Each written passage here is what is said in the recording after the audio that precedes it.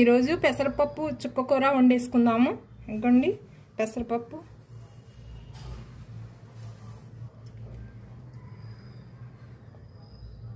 చుక్కకూర, టమాటా, పచ్చిమిర్చి ఇవన్నీ శుభ్రంగా కడిగేసి తరిగేసుకొని కాస్త నీళ్ళు పోసి ఉడికించేసుకుందాం.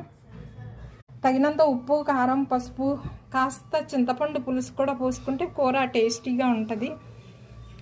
ఆవాలు, జీలకర్ర, వెల్లుల్లి రెబ్బలు, కరివేపాకు, ఎండుమిర్చి, ఇంగువ వేసి పోపు పెట్టేసుకుంటే కూర చాలా బాగుంటుంది, టేస్టీగా ఉంటుంది.